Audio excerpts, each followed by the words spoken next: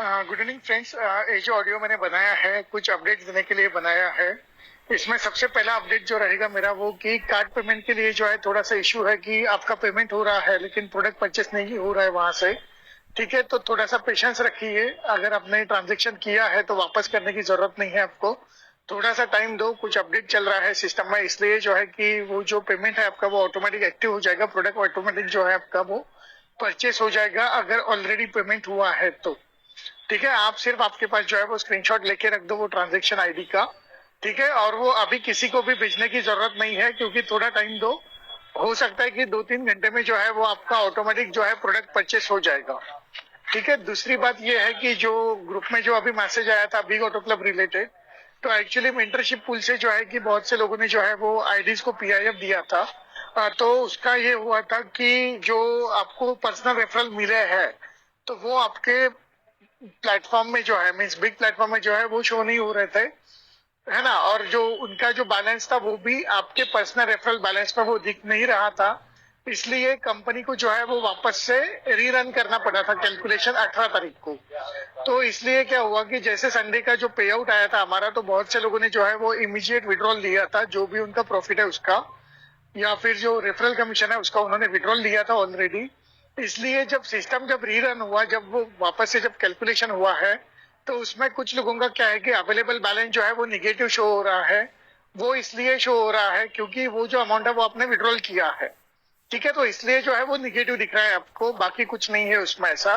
क्योंकि सिस्टम ने जो है 18 तारीख को वापस से जो है रीरन किया था कैलकुलेशन को, ताकि जो लोग हमने डायरेक्ट रेफरल लिया है, जो हमें मेंटरशिप से पूल में जिन लोगों को जो है पीआरएफ से हमने लिया है अपने पास, तो वो जो है वो उनका बैलेंस भी ऐड हो गया है और वो हिसाब से जो है वो हमारा कैलकुलेशन हुआ है।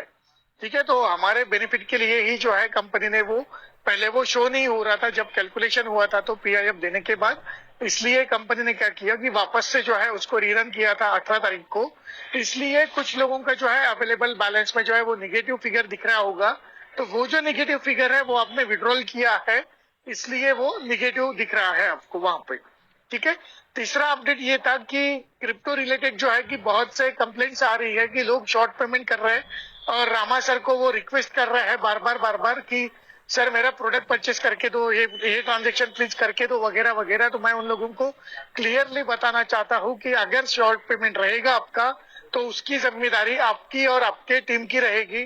क्योंकि इसके बाद जो है ना, ऑलरेडी मैंने जो है कि मेरी टीम से जो है शॉर्ट पेमेंट के इश्यूज मैंने लेना बंद कर दिया है, क्योंकि मैं रोज डेली मीटिंग में बताता हूँ आपको कि अगर आपने शॉर्ट पेमेंट किया है तो वो आपका लॉस हो जाएगा। आपको वापस से नया ट्रांजेक्शन करना पड़ेगा। फिर उसके लिए मेरे पास या रामा सर के पास जो है रिक्वेस्ट करने की कोई भी जरूरत नहीं है।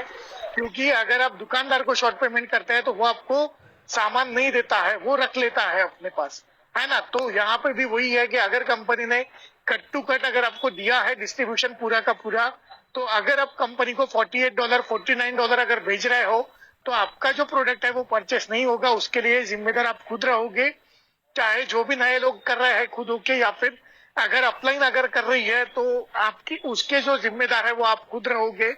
आपकी जो रिक्वेस्ट है वो बिल्कुल कोई एंटरटेन नहीं करेगा उस रिक्वेस्ट को, क्योंकि कंपनी को वो ट्रेस करना चेक करना बहुत मुश्किल हो जाता है $1-1 के लिए। और अगर 100 लोगों ने भी अगर शॉर्ट पेमेंट कर दिया है तो $100 हो जाता है वो। 1000 लोगों ने शॉर्ट पेमेंट कर दिया है तो $1000 हो जाता है वो। तो कंपनी ये लायबिलिटी क्यों लेगी अपने ऊपर कि कंपनी ने ऑलरेडी इतना सब कुछ दिया है। तो वो हम लोगों को ही समझ में आना चाहिए कि अगर हम शॉर्ट पेमेंट करेंगे तो उससे कंपनी को ही प्रॉब्लम होगा।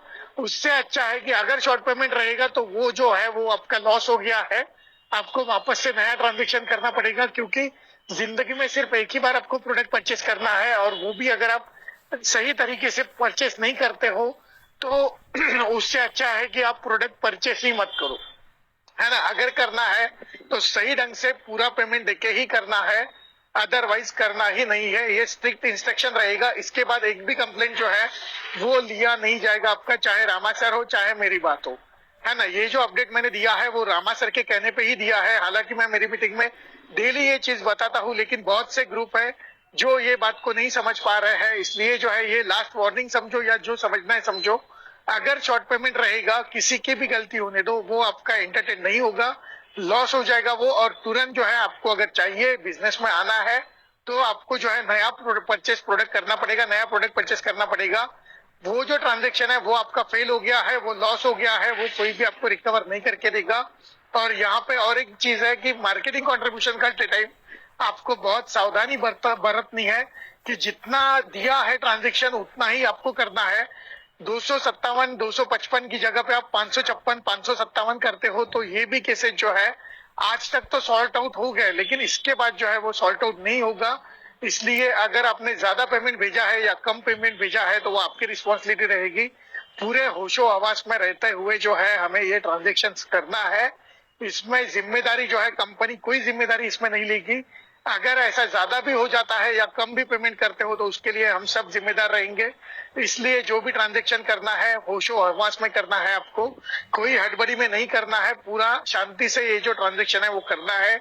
और कार्ड पेमेंट के रिलेटेड प्लीज अभी जो है आप रामा सर को या मुझे कॉल मत करिए, क्योंकि मैं भी बिजी हूँ। और मैंने बताया है कि अगर आपका पेमेंट हुआ है सक्सेसफुल तो पेशेंस रखो, वो जो प्रोडक्ट है आपका वो ऑटोमेटिक परचेस हो जाएगा। थोड़ा टाइम लग सकता है उसके लिए, तो वेट करो आप, ठीक है। लेकिन घबराने की कोई बात नहीं है, पैनिक होने की बात नहीं है।